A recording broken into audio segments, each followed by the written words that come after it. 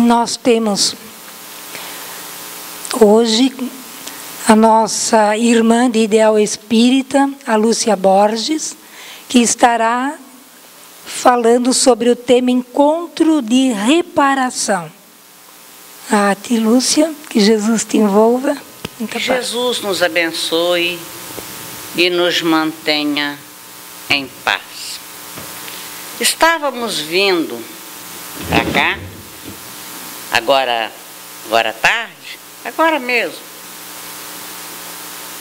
e nos lembramos de um grande amigo nosso, expositor espírita, Eurípides Formiga, muito conhecido, principalmente no estado do Paraná, quando certa vez ele nos disse o seguinte: a doutrina espírita é a única instituição religiosa que nos permite estarmos na tribuna, como estamos agora, falando não na condição de quem ensina, mas na condição de quem aprende.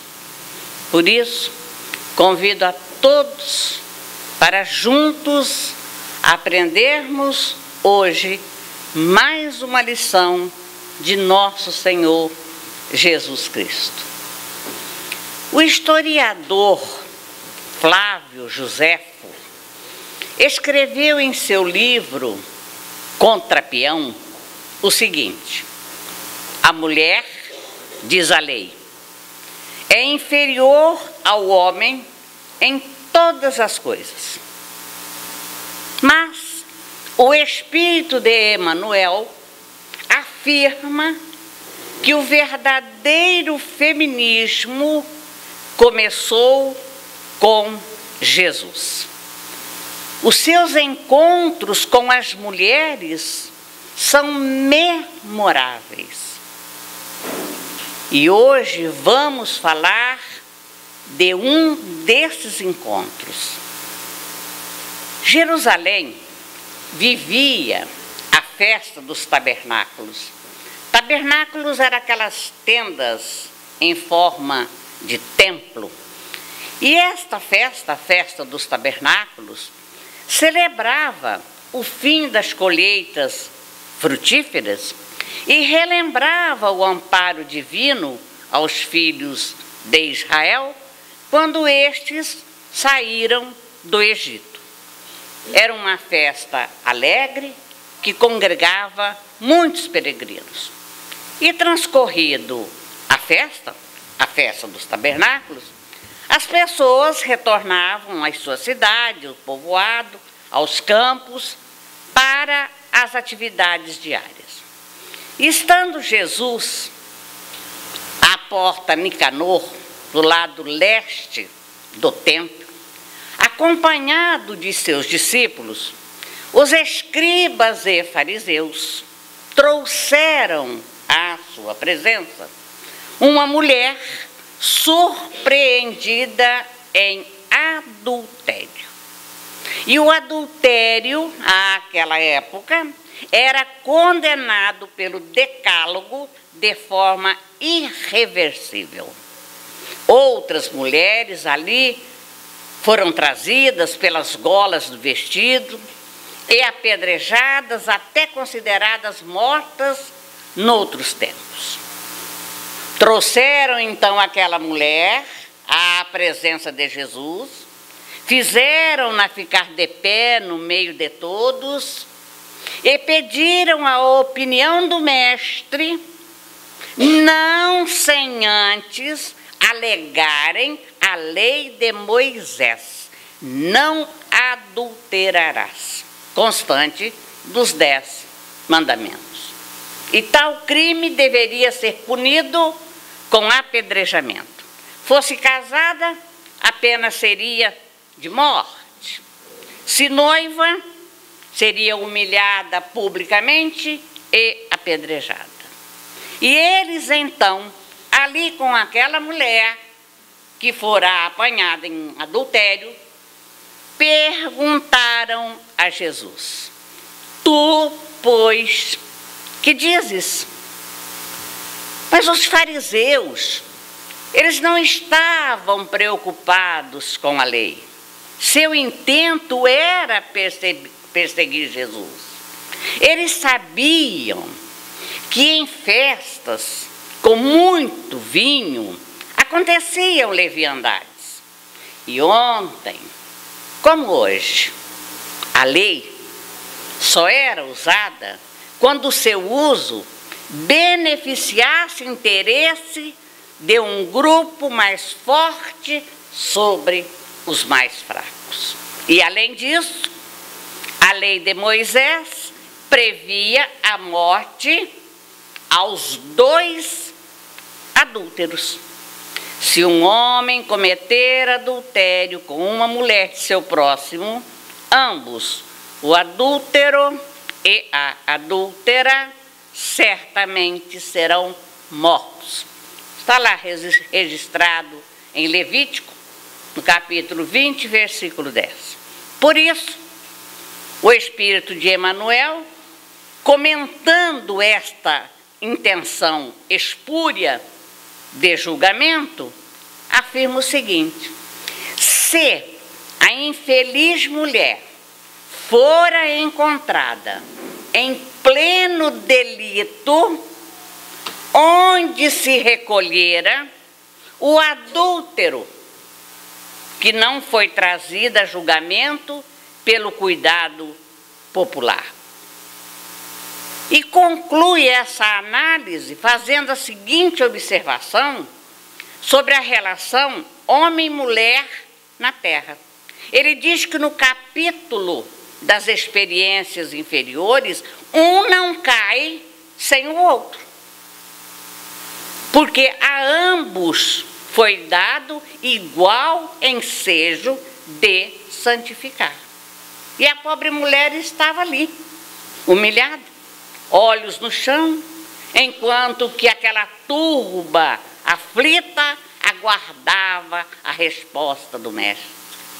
Eram homens que se agrupavam pelo mesmo comportamento hipócrita que, infelizmente, ainda hoje continua ligando muitos em nossa sociedade. Agregavam-nos ainda as mesmas ânsias inferiores, os mesmos ideais pequenos, as mesmas ações de duvidosos frutos.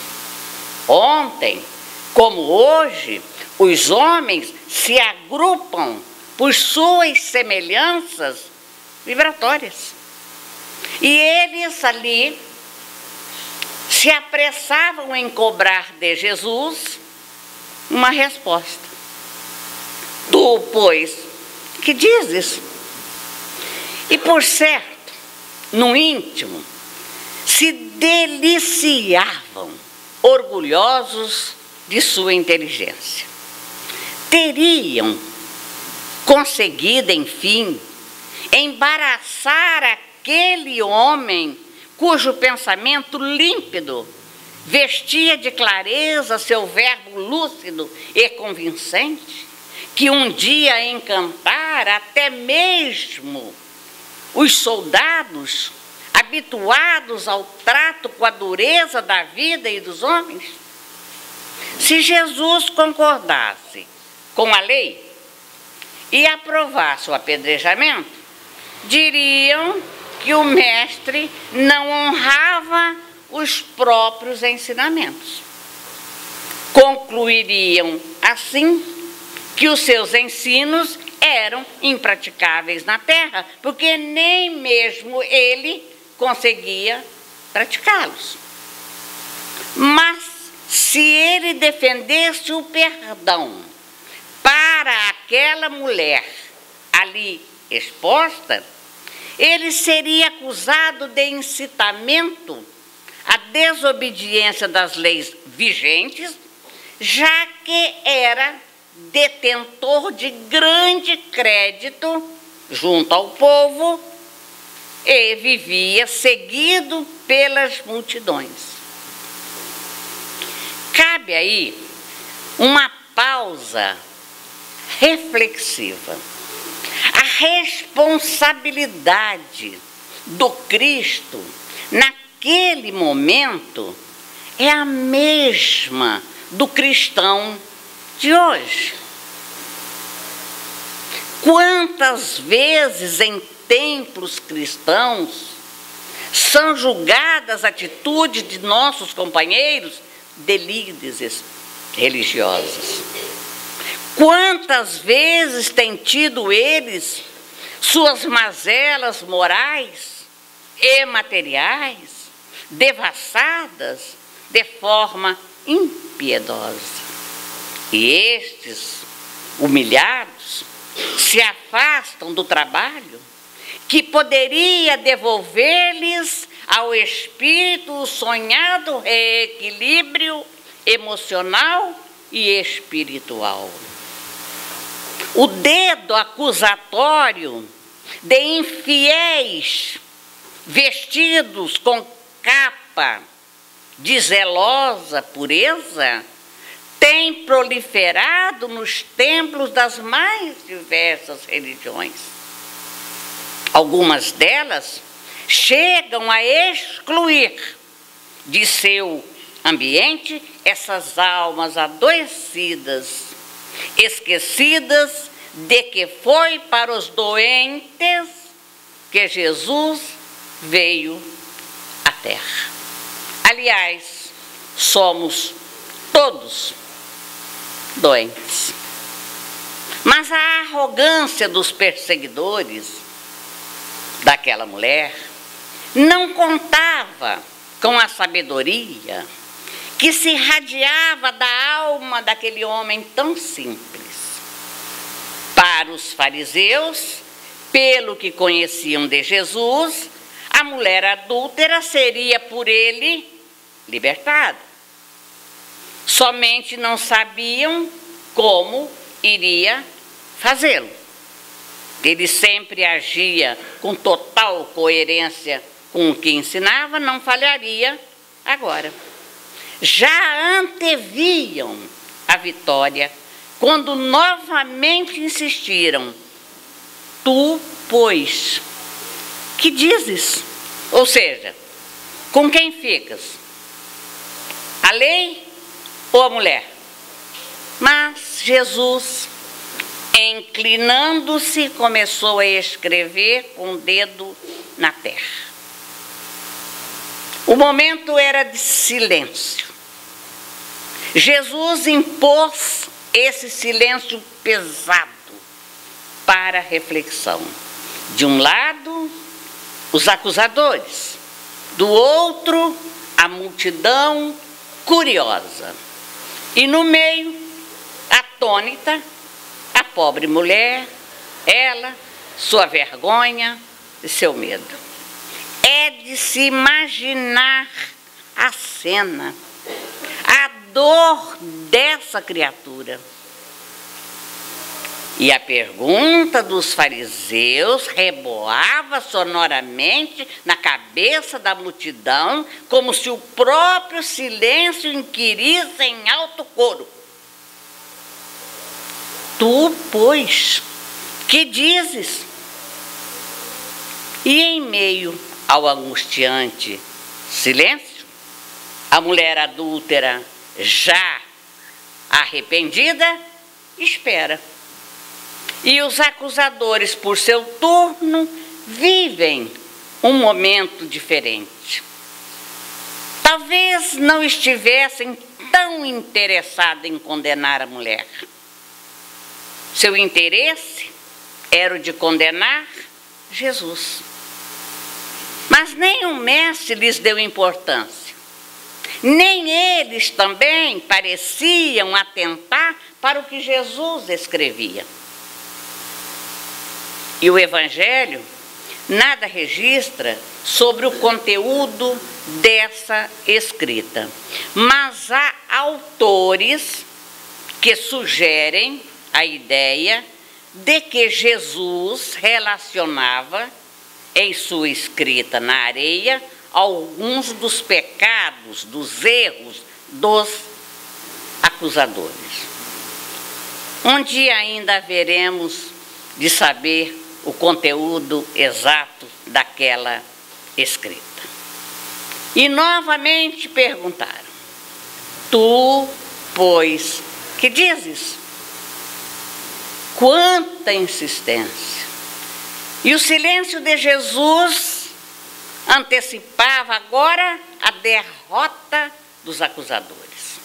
E porque insistissem na pergunta, Jesus levanta-se calmamente e lhes diz com a maior naturalidade: aquele que dentre vós estiver isento de pecado, atire a primeira pedra.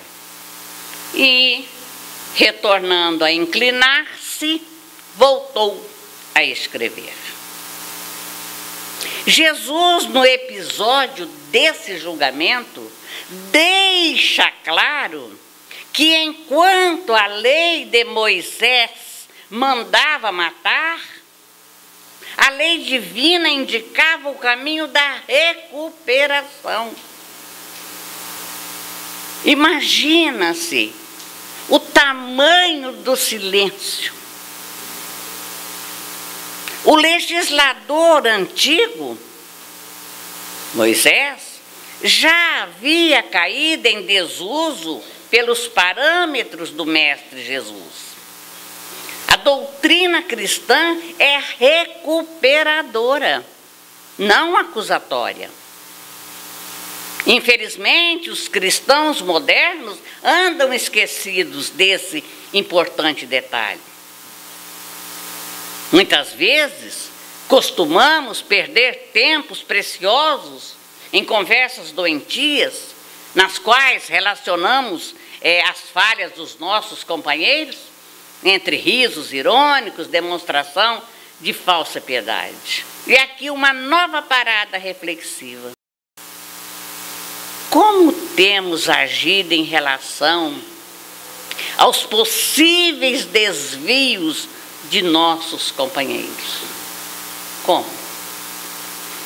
Todo cuidado é pouco ao emitirmos uma opinião. O silêncio parece ser o melhor companheiro. Silêncio e oração. Bem, Jesus não olhou para aquela mulher, certamente, para poupá-la da transparência da sua visão. Atire-lhe a primeira pedra. A pedrada. Mas todos ali estavam mergulhados em erro. Quem estaria em condições de atirar pedras? E não podemos esquecer que em meio dos furiosos justiçadores da pobre mulher surpreendida em adultério, de que nos falam os nobres escritos evangélicos, encontrava-se também o esposo traído, pronto para o arremesso das pedras lapidadoras. Ele era um dos mais ferrenhos acerradores do crime legal. Aliás, fora ele a causa central da animosidade popular contra a indefesa vítima de si mesmo. Desde há muito suspeitava da infidelidade conjugal da companheira, de dúbia moral e débil dignidade, vigiava, feria, com injúrias e indiferenças, e armara todo o cenário para surpreendê-la no desrespeito do tálamo. E convocando testemunhas corruptas, venais, quanto à própria vilania, entrara em casa num momento infeliz, configurando o fato desastroso. E a inditosa esposa não pôde sequer recalcitrar, defender-se. E o amante do gravame, acovardado, sem caráter que era em si mesmo, aproveitou-se do pânico e fugiu. Não interessava a ninguém o corresponsável, só a vítima indefesa. E arrastá-la até a praça foi o ato contínuo, sem dar-lhe tempo sequer de recompor os trajes.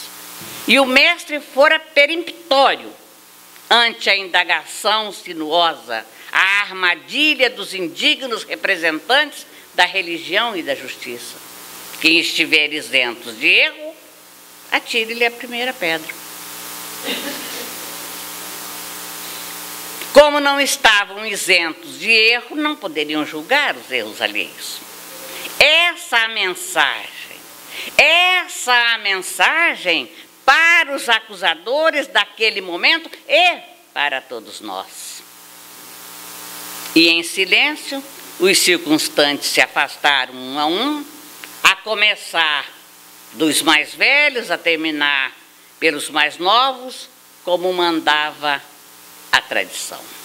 Mas ao sentenciar, porém, Jesus relanceou o olhar inconfundível pelos circunstantes excitados, deixando-os perplexos pela sublime condenação, e deparou o olhar no aturdido esposo, que fixou nele, Jesus, interrogações arrogantes e ofendido.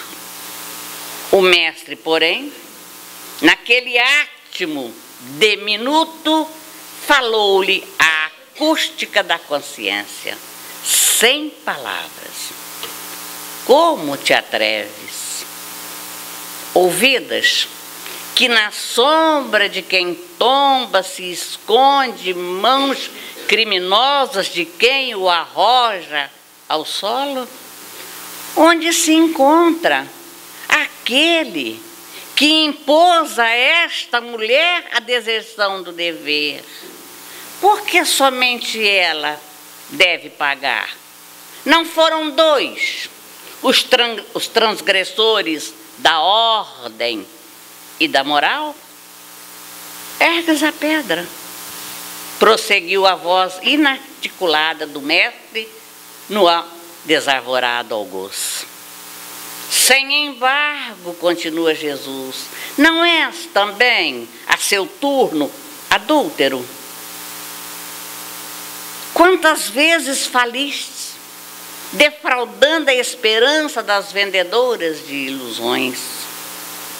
E o homem tentou fugir sem o conseguir, porque a presença dominadora do estranho profeta o penetrava fortemente.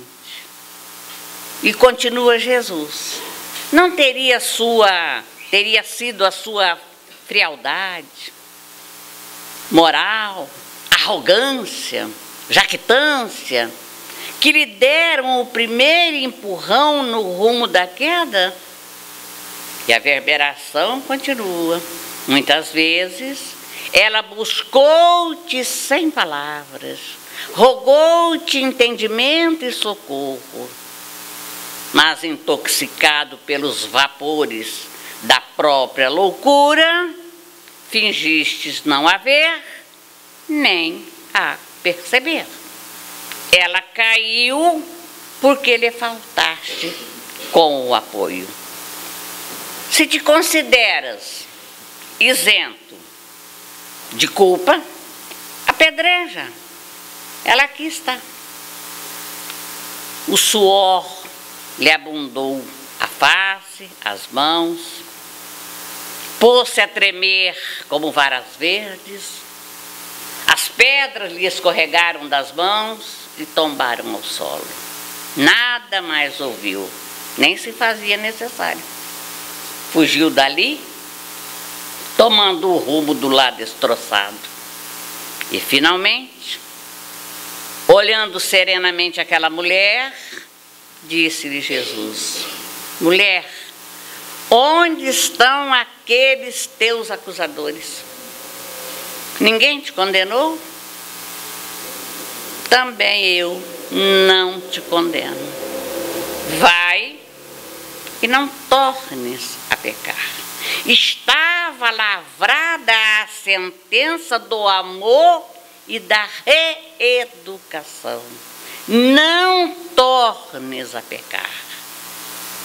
A ordem do mestre permaneceria esculpida no imo daquela alma enferma para sempre.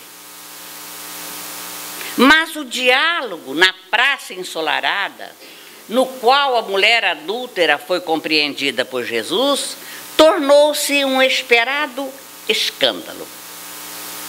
Surpreendentemente, o mestre não censurou o delito recomendando a lapidação da equivocada, nem a liberou da responsabilidade, considerando-a inocente.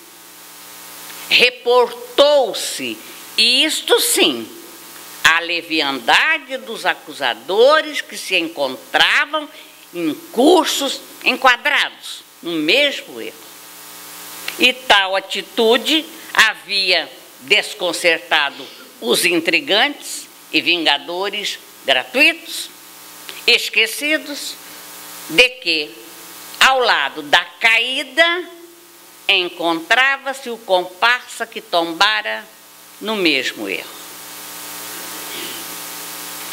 Passada a surpresa e debandada a multidão sedenta de sangue, e porque a sós com a infortunada, o Senhor recomendou-lhe que não voltasse a pecar, a fim de que não lhe acontecesse mal pior, conforme era habitual. E naquela noite, no entanto, quando o episódio já esmaecia, inclusive, entre os discípulos, a mulher decidiu imprimir novo rumo à sua existência e foi procurar o divino amigo na residência que o acolhia, demonstrando no constrangimento que ela exteriorizava todo o drama e sofrimento maceradores. E compreendendo a angústia que a apunhalava, Jesus ensejou-lhe o início da conversa, saudando-a com carinho. Rogo perdão, disse ela, por vir perturbar-vos a paz. A verdadeira paz, retrucou-lhe Jesus, é a que flui do coração aclimatado ao culto do dever, que nada perturba. Fala tranquila e te ouvirei. Sinto-me aturdida, disse-lhe então, sem saber que rumo dar a minha existência. E ela vai desabafando com Jesus. Lutei muito antes de tombar. O sedutor rondou-me os passos como lobo voraz ante a presa invigilante.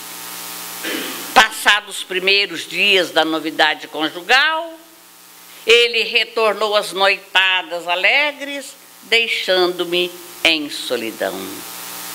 Enferma da alma e carente de bondade, permiti-me envenenar por tormentos que não merecem compaixão. Com sede de ternura, embriaguei-me de cobiça e, ansiosa pela água pura do amor, chafurdei no lamaçal dos desejos doentios. E o resultado foi a tragédia. Abandonada, sem lar, agora padeço o desprezo e a zombaria total, não sabendo que rumo seguir, nem como agir. Peço-vos um roteiro e uma lâmpada acesa de esperança, a fim de prosseguir. E Jesus penetrou naquela alma ansiosa e sofrida, nela encontrando as dores da humanidade através dos tempos e considerou bondoso. A paciência e a confiança em Deus serão as duas providências iniciais que te facultarão a cura e a renovação da saúde. Cometido o erro, ele passa a pesar na economia social e a sobrecarregar a consciência culpada. Mas não são de importância o que os outros pensam de nós e a cobrança pela impiedade com que desejam fazer justiça. O problema íntimo é o vital. E somente quando o homem se reintegra no concerto da ordem do bem é que pode fruir de tranquilidade. Que lição leciona Jesus àquela mulher?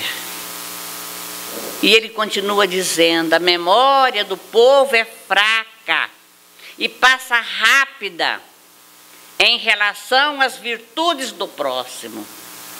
Todavia, é firme e duradoura, de referência às falhas alheias, sempre recordadas com o ácido da acusação e os acessípeis da malícia. O exemplo decorrente do arrependimento se transforma na defesa do equivocado, que assim repara perante o Pai, ante a si mesmo e a sociedade, o engano perpetrado. Mas para onde irei agora? Inquiriu ela vencida. As aves dos céus têm ninhos, as serpentes e feras os seus covis, mas o Filho do Homem não tem onde se agasalhar, vivendo sob a abóbada estrelada e avançando na direção do infinito. Assim, busca a oportunidade de reparação e adapta-te à situação atual, aguardando o amanhã com a disposição de quem compreende o prejuízo causado a si mesmo a jogar fora o hoje. A negligência, diz Jesus, do esposo ingrato e leviano não constitui respaldo para que assumisses compromisso infeliz semelhante. E porque ele é doente também, vivendo num organismo comunitário alienado do amor, não tem condições de estender-te a mão amiga quando dele necessitas, e conforme de ti no futuro igualmente dependerá. A vida é feita de permutas que facilitam a felicidade. Sem o concurso se faz mais difícil. Segue renovada pela certeza do triunfo, porquanto todo aquele que se levanta da queda encontra apoio na fé e na luta para afirmar-se. O Pai Criador não desampara filho algum e vela devotado por todos. E fazendo-se um silêncio natural, profundo e tocante, foi a mulher quem o arrebatou, rogando: Senhor, dá-me a sua bênção. E Jesus envolveu a sofredora em uma onda de ternura ímpar e, erguendo-a, pois que comovida se ajoelhara aos pés, ele concluiu: vai, filha, vai e não sofras mais. Aqueles que se arrependem e buscam ensejo de redenção encontram. Há sempre um lugar no rebanho do amor para as ovelhas que retornam e desejam avançar. Onde quer que vá, eu estarei contigo, E a luz da verdade, no achote do bem, brilhará à frente, clareando o teu caminho. Os conselhos do mestre àquela mulher tão atormentada. Lições notáveis, que só o mestre Jesus poderia lecionar. 10 anos depois, na cidade de Tiro, uma casa humilde de aspecto e rica de amor, recolhia peregrinos cansados e enfermos, sem ninguém. E uma mulher que traía na face desgastada vestígios de grande beleza em decadência, reunia ali os infelizes, limpava-lhes as chagas e falava-lhes de Jesus. Tornara-se por isso querida e respeitada por todos. Num cair de tarde amena, chegou trazido ali, por mãos piedosas, um homem todo chagado, em extrema penúria, quase morto, sob o fardo de 1000 vicissitudes. Recolhido com carinho, teve as feridas lavadas e aliviadas com ungüentos medicamentosos, recebendo caldo reconfortante das mãos da caridade. Quando se recobrou um pouco do desalento que o vitimava, ouviu a mensagem de encorajamento em nome de Jesus, enunciada com carinho pela desconhecida benfeitora. Ele, emocionado, quase sem vitalidade, indagou interessado: esse Jesus a quem vós referis é o Galileu que foi crucificado em Jerusalém? Sim, é ele mesmo. Morreu por nós, mas volveu ao nosso convívio para nunca mais deixar-nos. E vós o conhecestes para terdes a certeza de que seus ensinos são verdadeiros? Sim, eu o conheci oportunamente quando a mim ele salvou. Também eu tive a honra de conhecê-lo, respondeu o moribundo quase sem força, mas ele não soube beneficiar-me. A vós ele salvou, mas eu, egoísta e mau, o detestei, afastando-me da sua presença, confuso e amargurado. Que vos fez ele para que fugisseis magoado? O que foi que aconteceu? Ele salvou a minha mulher, que adulterara contra mim, e não me concedeu uma palavra sequer de consolação. Não pude compreendê-lo então. Abandonei a companheira a quem eu infelicitara com meus vícios e envenenei-me de dor. Passado os anos, e havendo despertado para a verdade, tenho-a buscado em vão por todas as partes, até que a doença me devorou o corpo e aqui estou, embargada pelas emoções em desenfreio. Naquele momento, a mulher recordou-se da praça ensolarada e do diálogo à noite com o mestre 10 anos antes. Reconheceu o companheiro do passado, o esposo, e sem dizer-lhe nada, segurou-lhe a mão suavemente e o consolou. O arrependimento do erro, As mesmas palavras de Jesus. A confiança em Deus e a paciência são os primeiros passos para a reparação de qualquer delito. Deus é amor. E Jesus, por isso mesmo, nunca está longe daqueles que o querem e o buscam. Agora, disse ela, durma em paz, enquanto eu velo, porquanto nós ambos já o encontramos.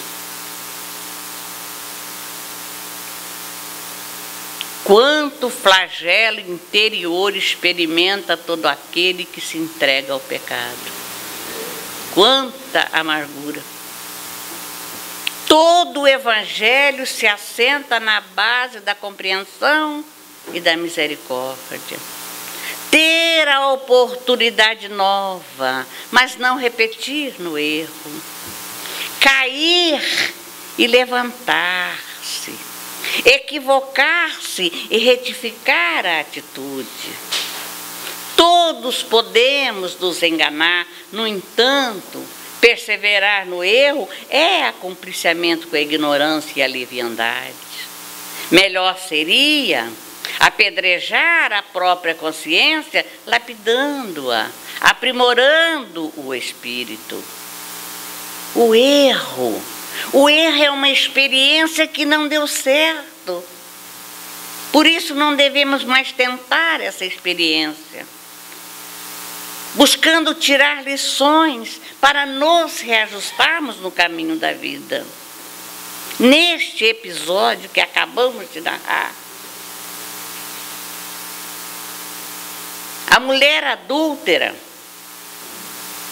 que fora ali à presença de Jesus, que a levaram para ser apedrejada, nós percebemos o quanto é fácil esmagar e exigir quando não se olha interiormente a paisagem do espírito.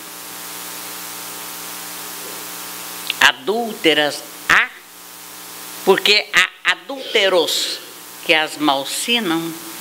Atrás de cada organização feminina violada há um companheiro oculto. Em cada adúltera se esconde um adúltero comparsa no mesmo erro. O criminoso é sempre o enfermo da alma, esfaimado de amor, vivendo na toxicidade da revolta, agredida em si mesmo.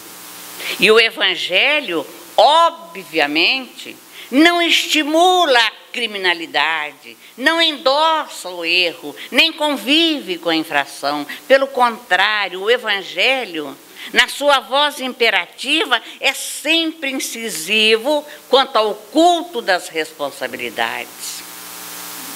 O que o Espiritismo não faculta é tornar-se alguém o justiceiro do seu irmão, sem os poderes legais da injunção divina ou da legislação humana, quando investido de tais condições. É isto que o Evangelho não endossa. Não julgueis para não seres julgados, diz o Espírito de Emmanuel. No momento de julgar ou condenar alguém, reflitamos antes, pois que várias vezes, assim como nós, se enganam, desprevenidos, ignorando os resultados. Vigiai e orai, disse Jesus. O erro é o resultado da invigilância.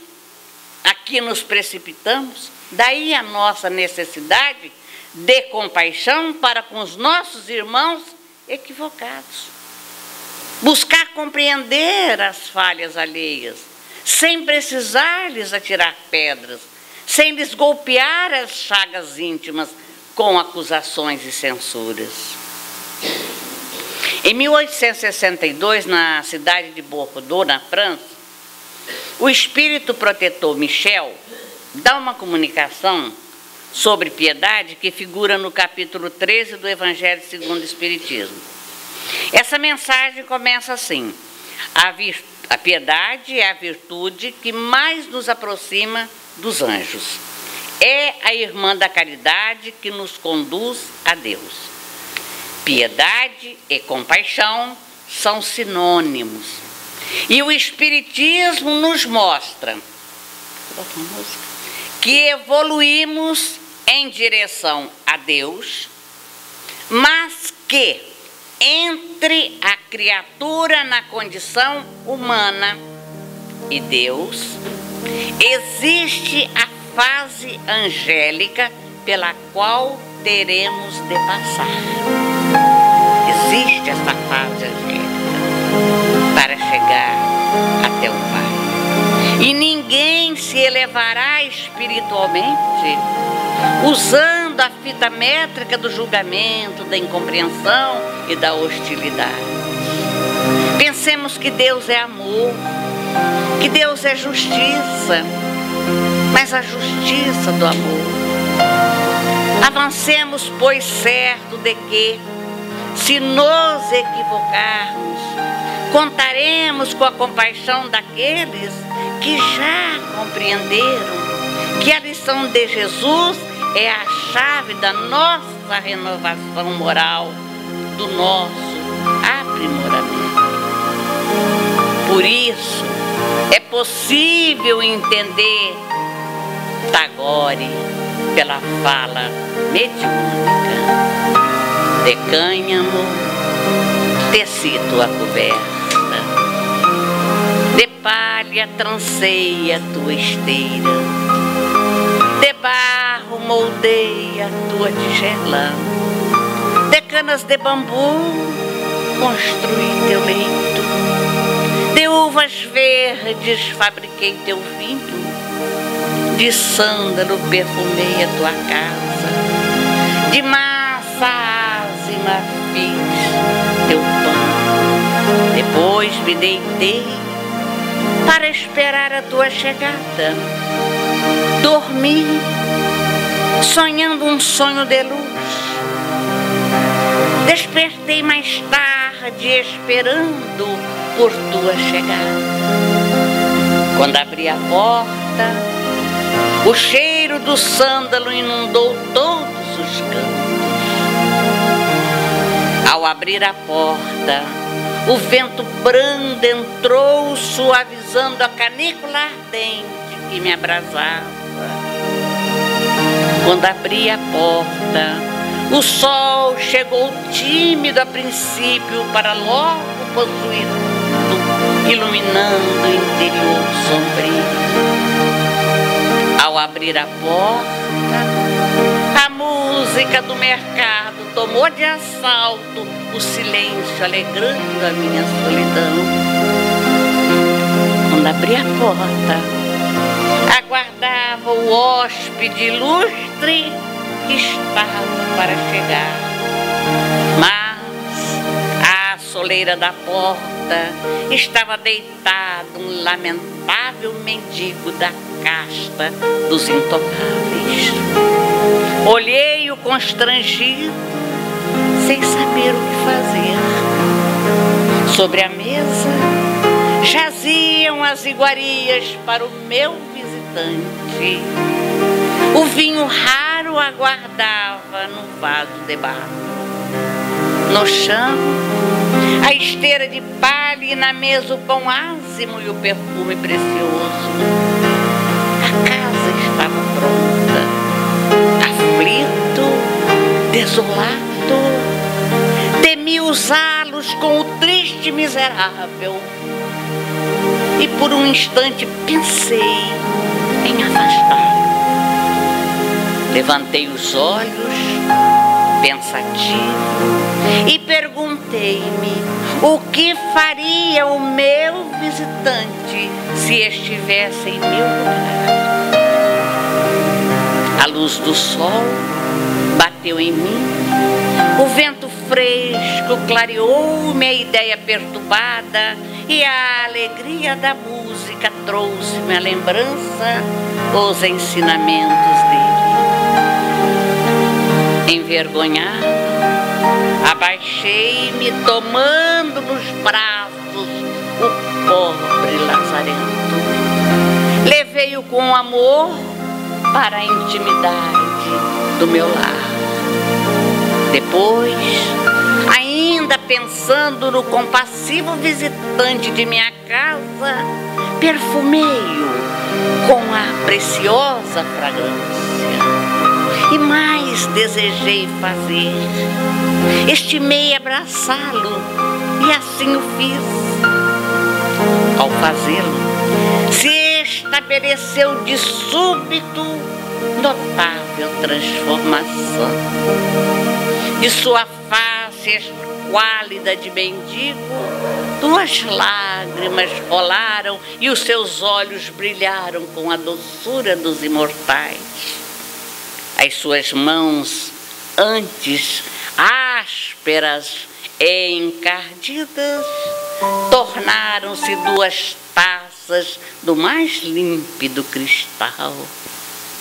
Os trajes sujos e fedorentos mudaram-se em túnica de alvura ímpar. Atônito, duvidando dos meus olhos, reconheci no mendigo o meu visitante. Olhou-me misericordioso, sorriu-me e nada disse. Compreendi a lição sem palavras do mestre dos mestres. Curvei a cabeça e nunca mais, nem mesmo pelo pensamento, rejeitei os que se abrigam em minha porta. Faço por eles o que faria pelo meu Senhor. E ao fazê-lo, recordo a face serena do suave e meigo amigo, o ilustre visitante da minha casa, o amado de todas as horas. Obrigada a todos.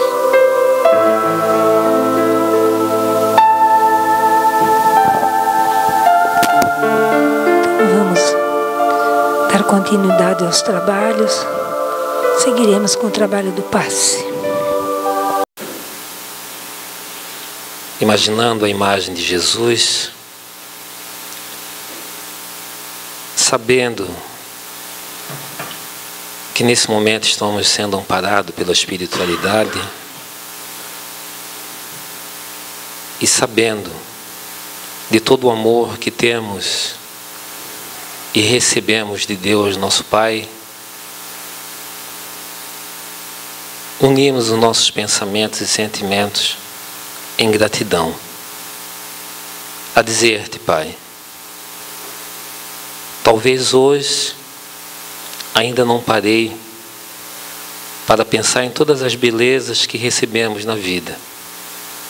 Talvez hoje, Senhor, cego pela correria do dia a dia, apreensivo pelos problemas, as dificuldades, preocupado com os horários e as agendas, não paramos, Senhor, para contemplar toda a beleza e toda a Tua grandeza que se descortinou aos nossos olhares. Nós talvez, Senhor, não paramos para agradecer pelo lar que nos acolheu na noite passada. Talvez nem percebemos, Pai, que na mesa, na hora da refeição, estavas conosco, foi por Tua permissão que o sustento entrou em nosso lar. Talvez, Senhor, nós olhamos para nossos filhos e nem percebemos da oportunidade bendita que nos proporcionasse em conduzir esses espíritos nessa reencarnação, os Teus filhos. Talvez, Senhor, não sobrou-nos tempo para abraçar a nossa esposa ou esposo e dizer: obrigado, Pai, pelo lar, pelo aconchego, pela proteção. Obrigado, Pai, porque concedesses um dia de trabalho. Me fortalecesse em saúde, em inteligência.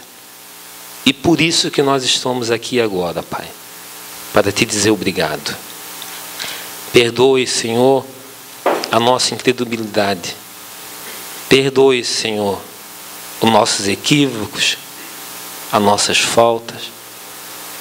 Senhor, leve o nosso perdão àqueles que talvez tenhamos ofendido, tenhamos esquecido, que não agradecemos, que não abraçamos, porque aqui estamos hoje, Pai, para que o Teu Evangelho, o Evangelho de Jesus, fortaleça o nosso coração, para que a luz se irradie no nosso coração, a nos dar esperança na condução das nossas vidas e dos nossos passos. Por tudo isso nós agradecemos. Agradecemos a espiritualidade, a qual pedimos que intua a nossa palestrante, para que saiamos daqui com o calor do conhecimento, com o calor da Tua luz sobre cada um de nós. Muito obrigado, que assim seja. Nós temos hoje, meus irmãos, a nossa companheira Lúcia Borges, trabalhadora do movimento espírita, que vai nos trazer a palestra com o tema Encontro de Reparação. Que Jesus esteja convosco. Boa noite a todos. Que Jesus nos abençoe e nos mantenha em paz. Estávamos vindo hoje à tarde aqui para a casa de Jesus e nos lembramos de um amigo, expositor espírita, muito conhecido, principalmente no estado do Paraná, Eurípides Formiga, quando certa vez ele nos disse o seguinte, que a doutrina espírita é a única instituição religiosa que nos permite estarmos na tribuna, como estamos agora, falando, não na condição de quem ensina, mas na condição de quem aprende.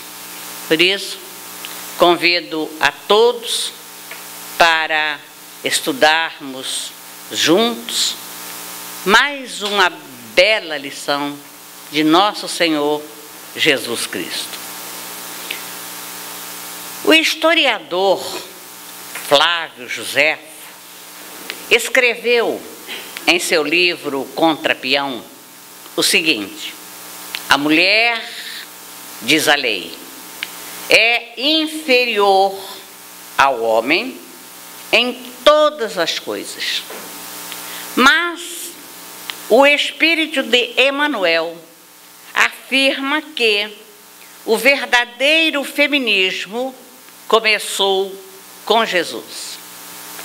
Os seus encontros com as mulheres são memoráveis.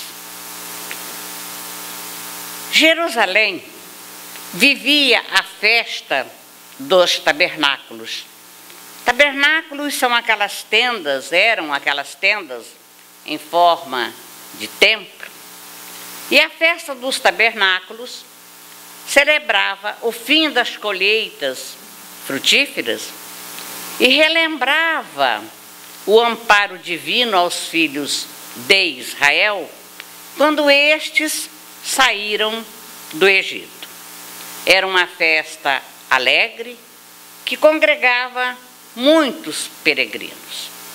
Transcorrido a festa dos tabernáculos, as pessoas retornavam às suas cidades, povoados e aos campos para as atividades diárias. E estando Jesus à porta Nicanor, ao lado leste do templo, acompanhado de seus discípulos, os escribas e fariseus trouxeram à sua presença uma mulher surpreendida em adultério. E o adultério, naquela época, era condenado pelo Decálogo de forma irreversível. Outras mulheres ali foram trazidas pelas golas dos vestidos e apedrejadas, até consideradas mortas noutros tempos. Trouxeram aquela mulher à presença de Jesus, fizeram-na ficar de pé no meio de todos e pediram a opinião de Jesus, não sem antes alegarem a lei de Moisés: não adulterarás, conforme está escrito nos 10 mandamentos. Tal crime, o adultério, deveria ser punido com apedrejamento. Fosse casada, a pena seria de morte. Se noiva, seria humilhada publicamente e apedrejada. E eles então, com a mulher ali, de pé no meio de todos, perguntaram a Jesus: tu, pois, que dizes? Os fariseus não estavam preocupados com a lei. O seu intento era perseguir Jesus. Eles sabiam que em festas, com muito vinho, aconteciam leviandades. E ontem, como hoje, nós sabemos disso, a lei só era usada quando o seu uso beneficiasse interesses de um grupo mais forte sobre os mais fracos. E além disso, a lei de Moisés previa a morte aos 2 adúlteros. Se um homem cometer adultério com uma mulher de seu próximo, ambos, o adúltero e a adúltera, certamente serão mortos. Registrado em Levítico, no capítulo 20, versículo 10. Por isso, o Espírito de Emmanuel, comentando essa intenção espúria de julgamento, afirma o seguinte: se a infeliz mulher fora encontrada em pleno delito, onde se recolhera o adúltero, que não foi trazida a julgamento pelo cuidado popular. E conclui essa análise fazendo a seguinte observação sobre a relação homem-mulher na Terra. No capítulo das experiências inferiores, diz o Espírito de Emmanuel, um não cai sem o outro, porque a ambos foi dado igual ensejo de santificar. E a pobre mulher estava ali, humilhada, olhos no chão, enquanto a turba aflita aguardava a resposta do mestre.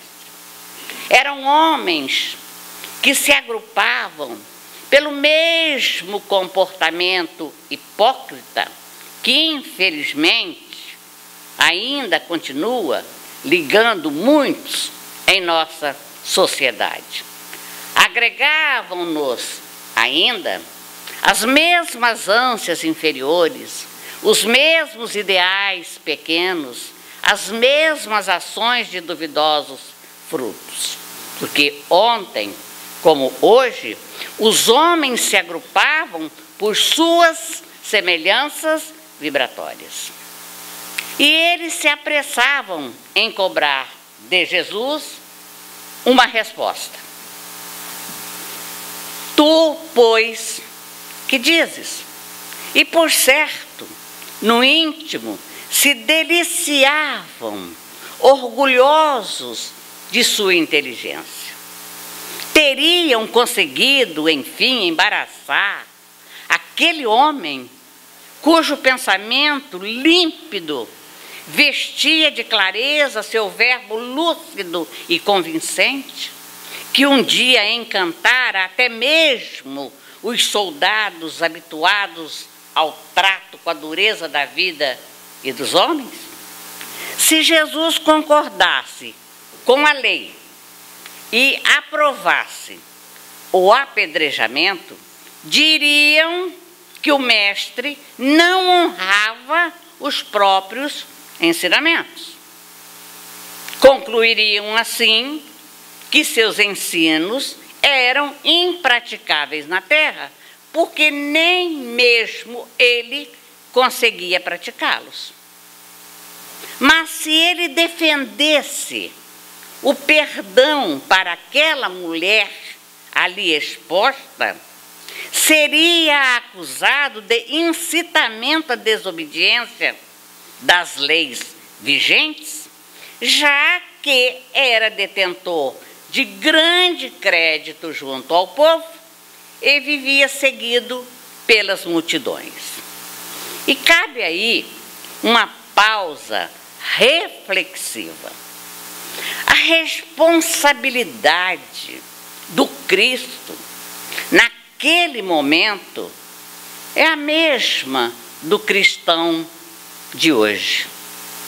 Quantas vezes em templos cristãos são julgadas atitudes de nossos companheiros de lides religiosas?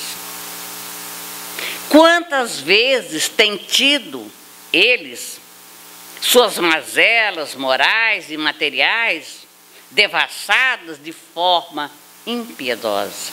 E estes, muitas vezes humilhados, se afastam do trabalho que poderia devolver-lhes ao espírito o sonhado reequilíbrio emocional e espiritual.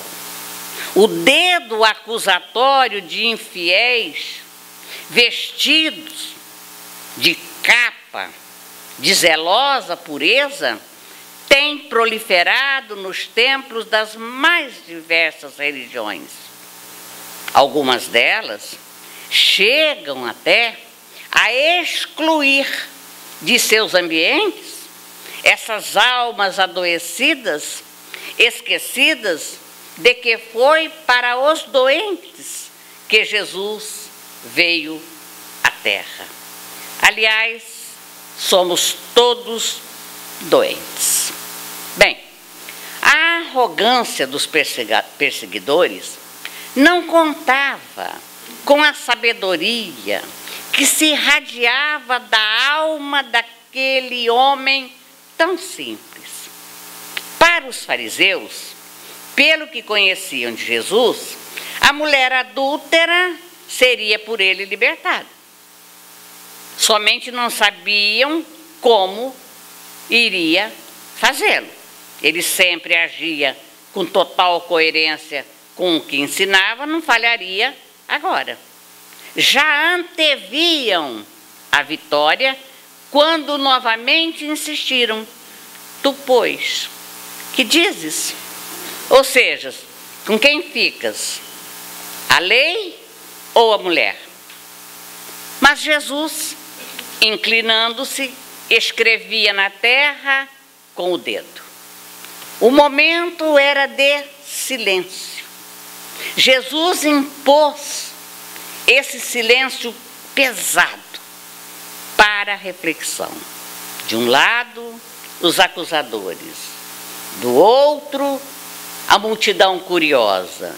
E no meio, atônita, a pobre mulher, sua vergonha, sua dor, seu medo. É de imaginar a cena, a dor dessa criatura. E a pergunta dos fariseus reboava sonoramente na cabeça da multidão, como se o próprio silêncio inquirisse em alto coro: tu, pois, que dizes? Mas no meio Ao angustiante silêncio, a mulher adúltera, já arrependida, espera. E os acusadores, por seu turno, vivem um momento diferente. Talvez não estivessem tão interessados em condenar a mulher. Seu interesse era o de condenar Jesus. Mas o mestre não lhes deu importância. Nem eles pareciam atentar para o que Jesus escrevia.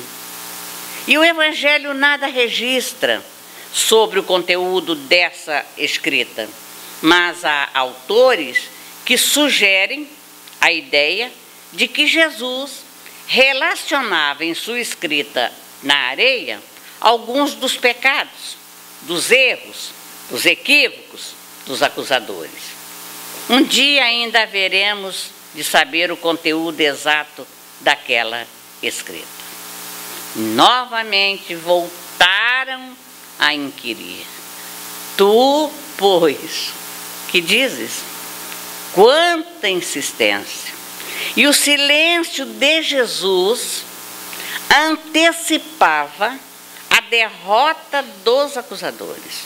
E por que insistissem na pergunta, Jesus levanta-se calmamente e lhes diz com a maior naturalidade: aquele que dentre vós estiver isento de pecado, atire a primeira pedra. E tornando a inclinar-se, voltou a escrever. Jesus, no episódio desse julgamento, deixa claro que enquanto a lei de Moisés mandava matar, a lei divina indicava o caminho da recuperação. Imagina-se o tamanho do silêncio que ali reinava. O legislador antigo, Moisés, já havia caído em desuso pelos parâmetros do mestre. A doutrina cristã é recuperadora, não acusatória. E os cristãos modernos andam esquecidos deste importante detalhe.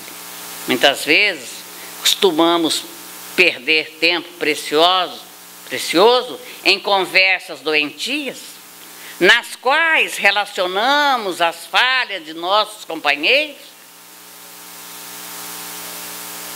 com demonstrações de falsa piedade. E aqui uma nova parada reflexiva. Como temos agido em relação aos possíveis desvios de nossos companheiros? Porque todos somos imperfeitos. Perfectíveis, sim, mas somos imperfeitos. Todo cuidado é pouco ao emitirmos uma opinião. O silêncio parece ser o melhor companheiro. O silêncio e a oração. Bem, Jesus não olhou para aquela mulher, certamente para poupá-la da transparência da sua visão. Atire-lhe a primeira pedra, a pedrada. Mas todos ali estavam mergulhados em erro. Quem estaria em condições de atirar pedras?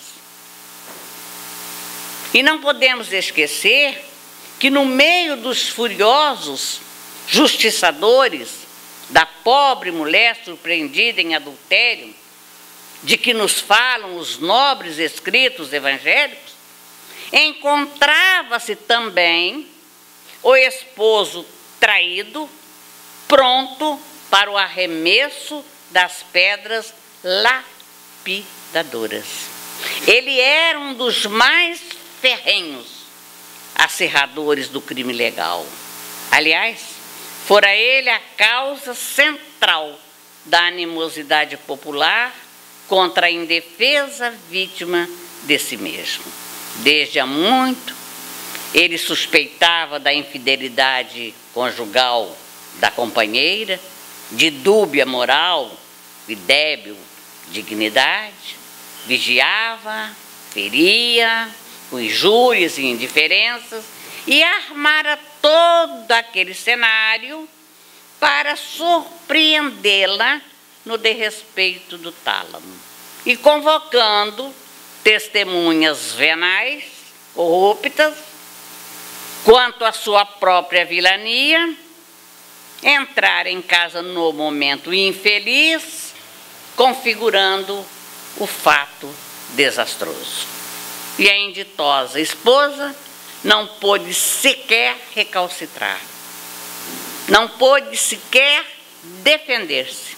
E o amante do gravame, acovardado, sem caráter que era em si mesmo, aproveitou-se do pânico e fugiu.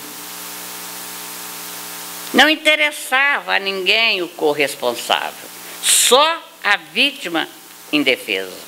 Arrastá-la até a praça foi o ato contínuo, sem dar-lhe tempo sequer de recompor os trajes.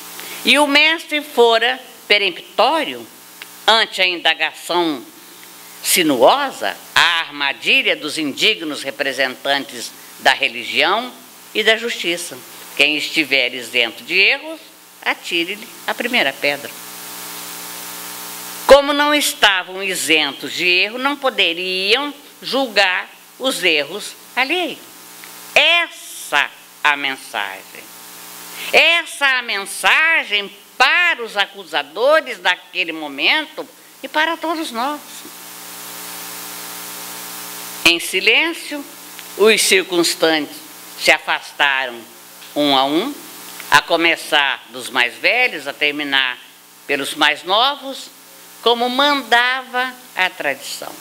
Mas ao sentenciar, porém, Jesus relanceou o olhar inconfundível pelos circunstantes excitados, deixando-os perplexos pela sublime condenação, e deparou o olhar no aturdido esposo, que fixou nele, Jesus, interrogações arrogantes e ofendido.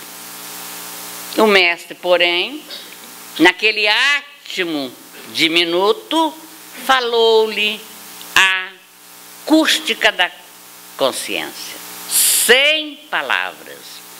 Como te atreves?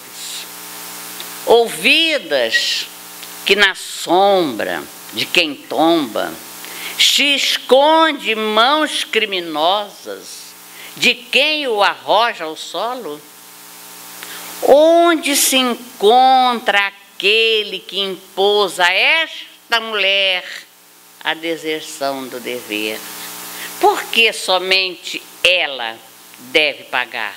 Não foram dois os transgressores da ordem e da moral? Ergues a pedra. Prosseguiu a voz inarticulada no desarvorado algoz. Sem embargo, não és também a seu turno adúltero? Quantas vezes falistes, defraudando a esperança das vendedoras de ilusões? O homem tentou fugir sem o conseguir, porque a presença dominadora do estranho profeta o penetrava fortemente. E continua Jesus: não teria sido a tua frialdade, insensibilidade, moral, jactância, arrogância, que lhe deram o primeiro empurrão no rumo da queda? E a verberação continua. Muitas vezes ela buscou-te sem palavras, rogou-te entendimento e socorro, mas intoxicado pelos vapores da própria loucura, fingistes não a ver, nem a perceber. Ela caiu porque lhe faltaste com o apoio. Se te consideras isento de culpa, apedreja. O suor lhe abundou a face, as mãos, pôs-se a tremer como varas verdes. As pedras lhe escorregaram das mãos e tombaram ao solo. Nada mais ouviu, nem se fazia necessário. Fugiu dali, tomando o rumo do lar destroçado. Finalmente, olhando serenamente aquela mulher, disse-lhe Jesus: mulher, onde estão aqueles teus acusadores? Ninguém te condenou? Também eu não te condeno. Vai e não tornes a pecar. Estava lavrada a sentença magna do amor e da reeducação. Não tornes a pecar. Aquela ordem permaneceria esculpida no imo daquela mulher enferma para sempre. Mas o diálogo na praça ensolarada, no qual a mulher adúltera foi compreendida por Jesus, tornou-se um esperado escândalo. Surpreendentemente, o mestre não censurou o delito, recomendando a lapidação da equivocada, nem a liberou de responsabilidade, considerando-a inocente. Reportou-se, isto sim, a leviandade dos acusadores que se encontravam incursos, enquadrados no mesmo crime. E tal atitude havia desconcertado os intrigantes e vingadores gratuitos, esquecidos de que, ao lado da caída, encontrava-se o comparsa que tombara no mesmo erro. Passada a surpresa e debandada a multidão sedenta de sangue, e porque a sós com a infortunada, o Senhor recomendou-lhe que não voltasse a pecar, a fim de que não lhe acontecesse mal pior, conforme era habitual. Naquela mesma noite, no entanto, quando o episódio já esmaecia, inclusive entre os discípulos, a mulher, decidida a imprimir novo rumo à existência, procurou o amigo divino na residência que o acolhia, demonstrando no constrangimento que exteriorizava todo o drama e sofrimento maceradores, foi procurar Jesus. E ele, compreendendo a angústia que a apunhalava, ensejou-lhe o início da conversa, saudando-a com carinho. Rogo perdão, disse ela reticente, por vir perturbar-vos a paz. A verdadeira paz, retrucou-lhe Jesus, é a que flui do coração, aclimatado ao culto do dever que nada perturba. Fala, fala e te ouvirei.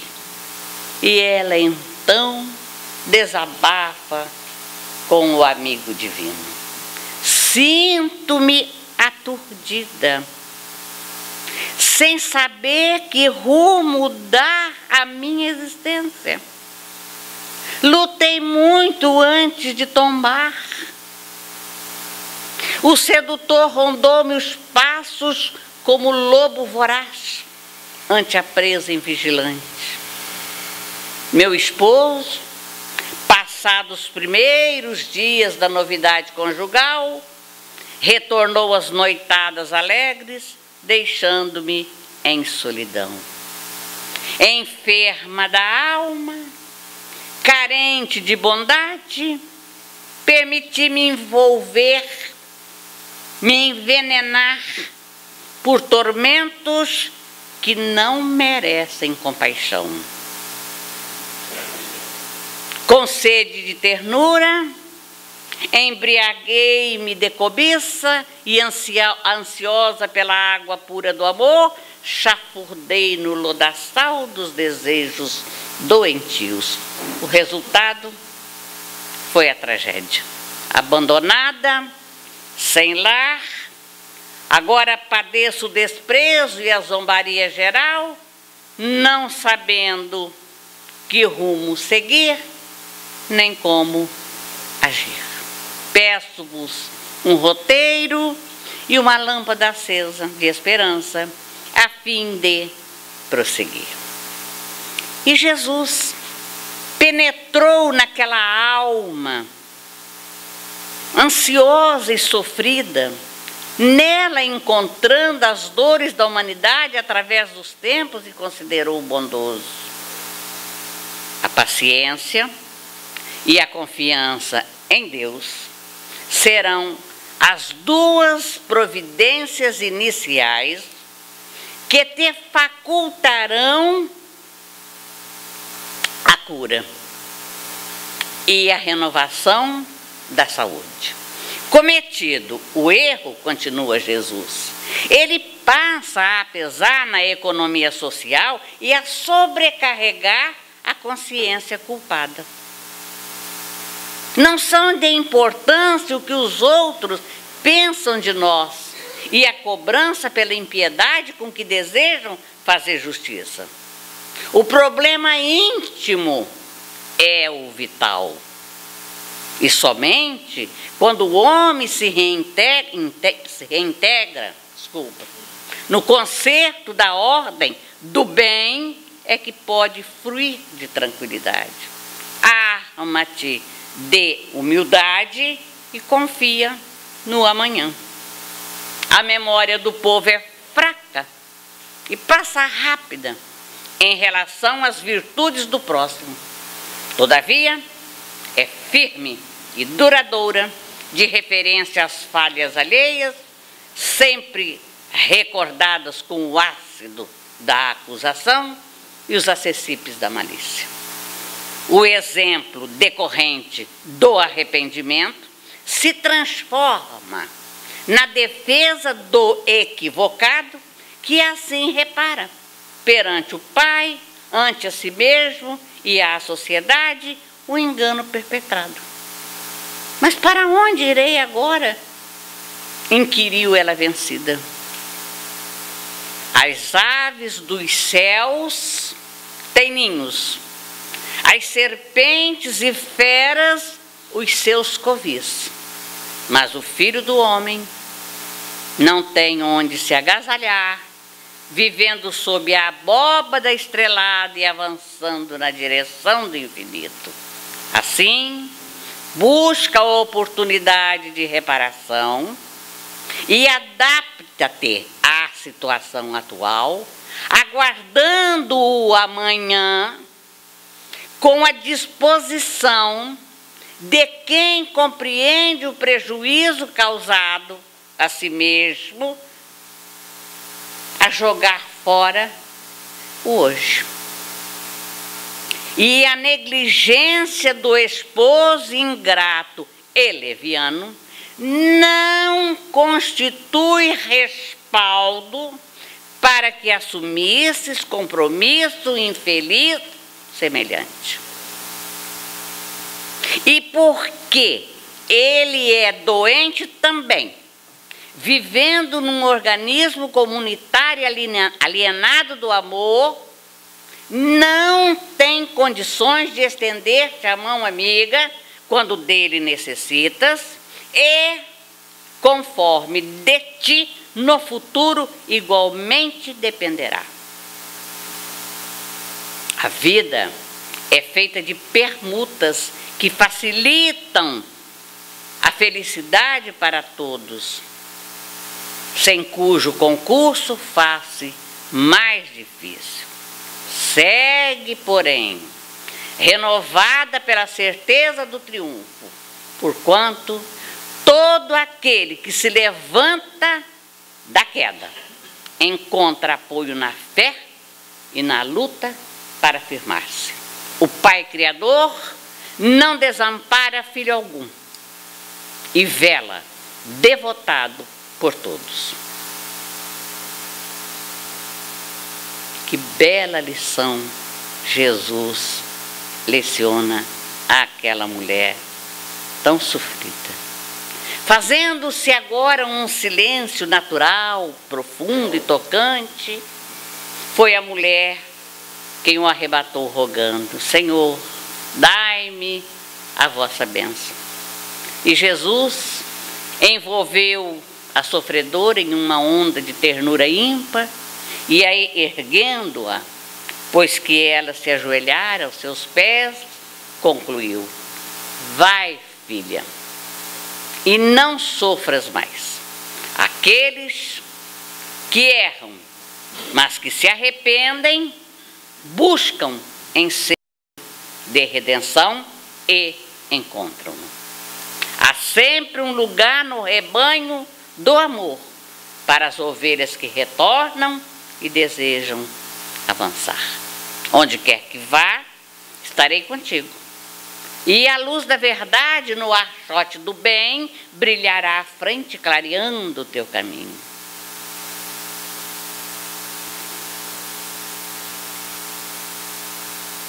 Dez anos depois, na cidade de Tiro, uma casa humilde, de aspecto e rica de amor, recolhia peregrinos cansados e enfermos, sem ninguém.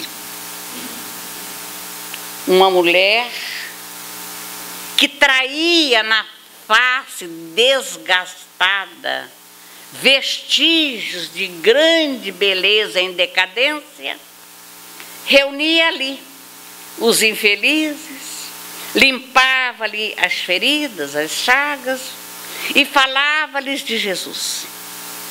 Tornou-se, por isso, querida e respeitada por todos. Num cair de tarde amena, chegou trazido por mãos piedosas um homem todo chagado, em extrema penúria, quase morto, sob o fardo de 1000 vicissitudes. Recolhido com carinho, teve as feridas, as úlceras, lavadas e aliviadas com ungüentos medicamentosos, recebendo caldo reconfortante das mãos da caridade. E quando se recobrou um pouco do desalento que o vitimava, ouviu a mensagem de encorajamento em nome de Jesus, enunciada com carinho pela desconhecida benfeitora. Emocionado e quase sem vitalidade, indagou interessante: esse Jesus a quem vos referis é o Galileu que foi crucificado em Jerusalém? Sim, é ele mesmo. Morreu por nós, mas volveu ao nosso convívio para nunca mais deixar-nos. Mas vós o conhecestes para terdes certeza de que seus ensinos são verdadeiros? Sim. Eu o conheci oportunamente quando a mim ele salvou. Também eu tive a honra de conhecê-lo, respondeu o moribundo quase sem força, mas ele não soube beneficiar-me. A vós ele salvou, mas eu, egoísta e mau, o detestei, afastando-me da sua presença, confuso e amargurado. Que vos fez ele para que fugisseis magoado? Salvou a minha mulher, que adulterara contra mim e não me concedeu uma palavra sequer de consolação. Não pude compreendê-lo então. Abandonei a companheira, a quem eu infelicitara com os meus vícios, e envenenei-me de dor. Passados anos, e havendo despertado para a verdade, tenho-a buscado em vão por toda parte, até que a doença me devorou o corpo, e aqui estou. Embargada pelas emoções em desenfreio, naquele momento, a mulher recordou-se da praça e do diálogo com o mestre à noite, 10 anos antes. Reconheceu o companheiro, o marido do passado, e sem dizer-lhe nada, segurou-lhe a mão suavemente e o consolou. O arrependimento do erro, as mesmas palavras de Jesus, a confiança em Deus e a paciência são os primeiros passos para a reparação de qualquer delito. Deus é amor e Jesus, por isso mesmo, nunca está longe daqueles que o querem e o buscam. Agora, disse ela, durma em paz, enquanto eu velo, porquanto nós ambos já o encontramos.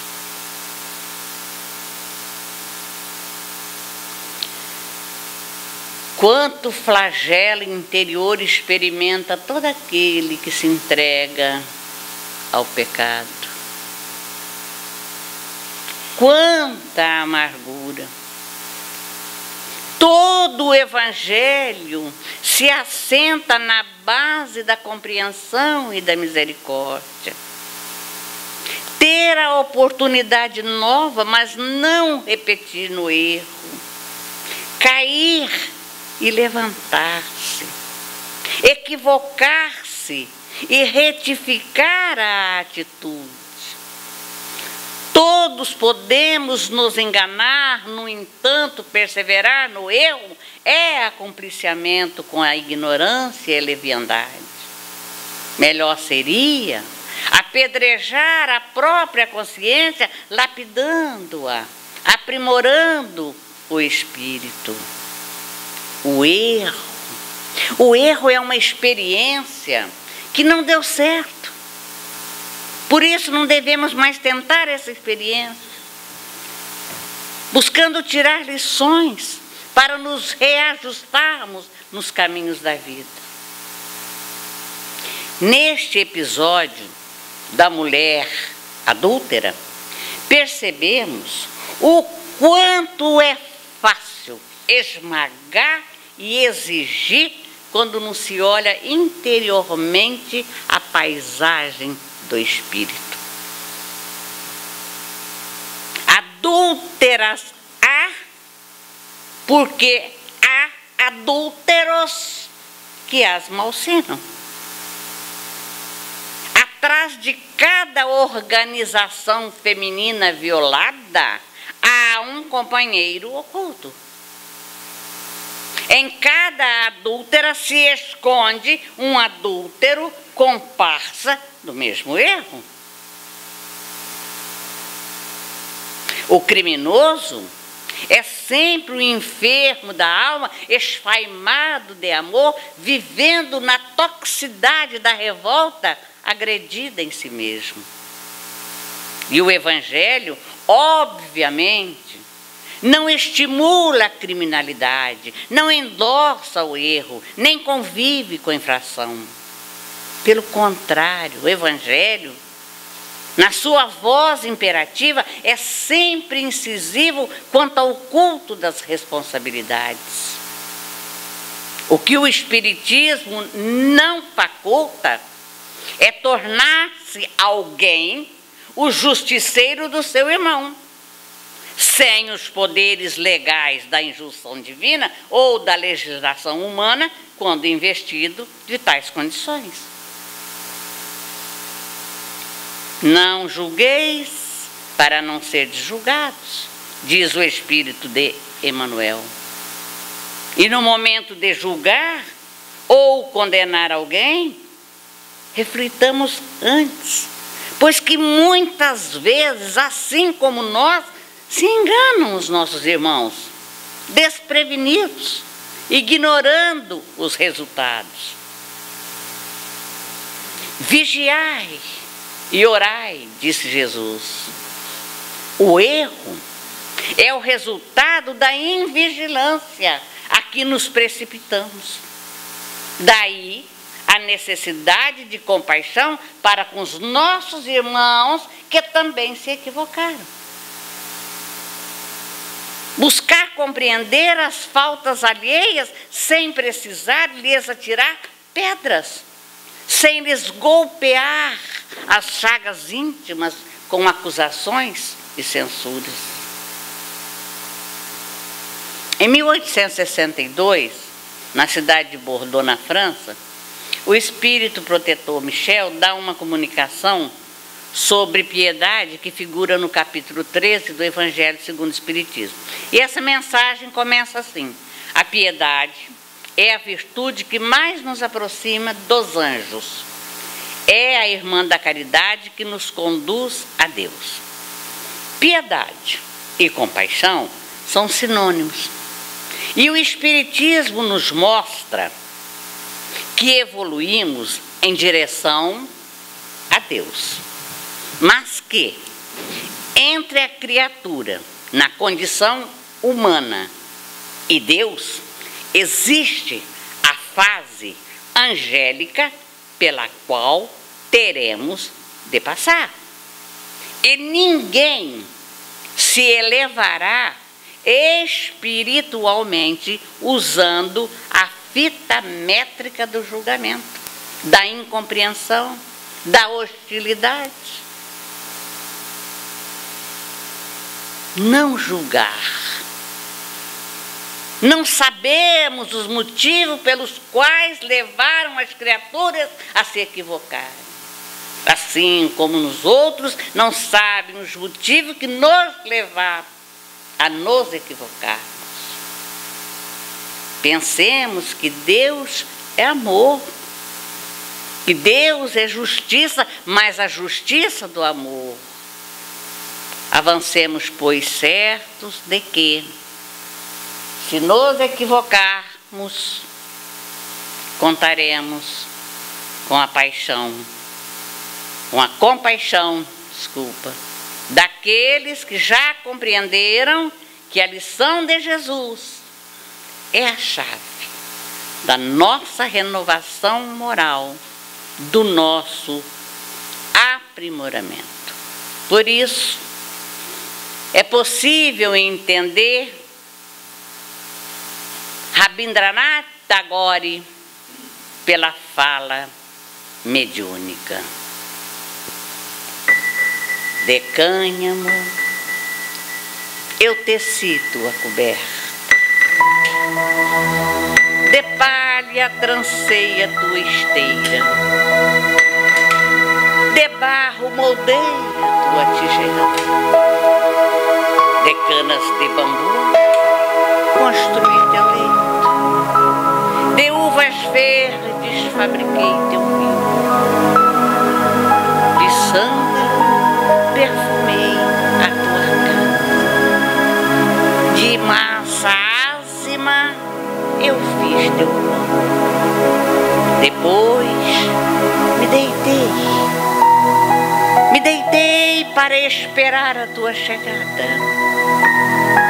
Dormi sonhando um sonho de luz. Despertei mais tarde, ansiando por tua chegada. Quando abri a porta, o cheiro do sândalo inundou todos os cantos. Ao abrir porta. O vento brando entrou, suavizando a canícula ardente que me abrasava. Quando abri a porta, o sol chegou tímido a princípio, para logo possuir tudo, iluminando o interior sombrio. Ao abrir a porta, a música da praça do mercado tomou de assalto o silêncio, alegrando a minha solidão. Abri a porta, aguardava o hóspede ilustre que estava para chegar. Mas à soleira estava deitado um lamentável mendigo da casta dos intocáveis. Olhei-o constrangido, sem saber o que fazer. Sob a mesa jaziam as iguarias para o meu visitante. O vinho raro aguardava no vaso de barro. No chão, a esteira de palha e na mesa o pão ázimo e o perfume precioso. A casa estava pronta. Aflito, desolado, temi usá-los com o triste miserável. E por um instante pensei em afastá-lo. Levantei os olhos, pensativo, e perguntei-me o que faria o meu visitante se estivesse em meu lugar. A luz do sol bateu em mim, o vento fresco clareou minha ideia perturbada e a alegria da música trouxe-me a lembrança, os ensinamentos dele. Envergonhado, abaixei-me tomando nos braços o pobre lazarento. Levei-o com amor para a intimidade do meu lar. Depois, ainda pensando no compassivo visitante de minha casa, perfumei-o com a preciosa fragrância. E mais desejei fazer, estimei abraçá-lo. E assim o fiz. Ao fazê-lo, se estabeleceu de súbito notável transformação. Da sua face esquálida de mendigo, 2 lágrimas rolaram e os seus olhos brilhavam com a doçura dos imortais. As suas mãos, antes ásperas e encardidas, tornaram-se 2 taças do mais límpido cristal. Os trajes sujos e fedorentos mudaram-se em túnica de alvura ímpar. Atônito, duvidando dos meus olhos, reconheci no mendigo o meu visitante. Olhou-me misericordioso, sorriu-me e nada lhe disse. Compreendi a missão sem palavras do mestre dos mestres. Curvei a cabeça e nunca mais, nem mesmo pelo pensamento, rejeitei os que se abrigam em minha porta. Faço por eles o que faria pelo meu Senhor. E ao fazê-lo, recordo a face serena do suave e meigo amigo, o visitante permanente da minha casa, o amado de todas as horas. Muito obrigada a todos. Agradecemos a Lúcia pela mensagem da noite. Tomemos o poema como a nossa prece, nos mantendo em oração para esse momento que encaminhamos ao passe.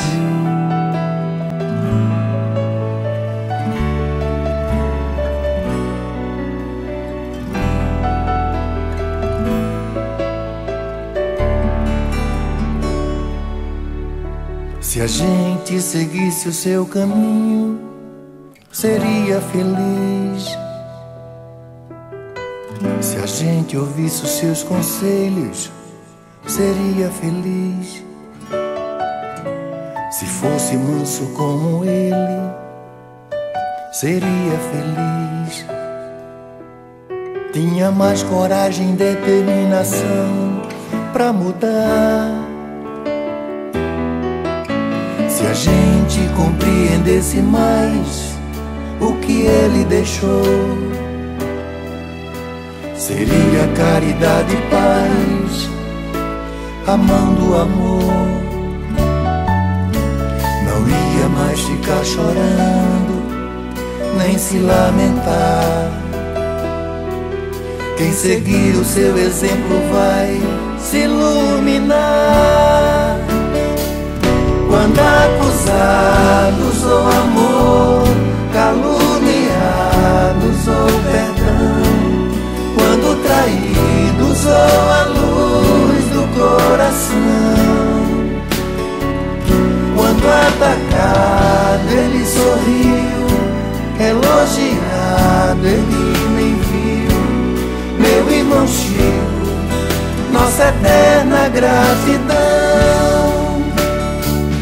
Quando acusados ou amor, caluniados ou perdão, quando traídos ou a luz do coração, quando atacado ele sorriu, elogiado ele nem viu. Meu irmão Chico, nossa eterna gratidão. Se a gente seguisse o seu caminho, seria feliz. Se a gente ouvisse os seus conselhos, seria feliz. Se fosse manso como ele, seria feliz. Tinha mais coragem e determinação pra mudar. Se a gente compreendesse mais o que ele deixou, seria caridade e paz, amando o amor. Não ia mais ficar chorando, nem se lamentar. Quem seguir o seu exemplo vai se iluminar. Quando acusados ou amor, caluniados ou perdão, quando traídos ou a luz do coração, quando atacado ele sorriu, elogiado ele nem viu. Meu irmão Chico, nossa eterna gratidão. Quando acusados ou amor, caluniados ou perdão, quando traídos ou a luz do coração, quando atacado ele sorriu, elogiado ele nem viu. Meu irmão Chico, nossa eterna gratidão.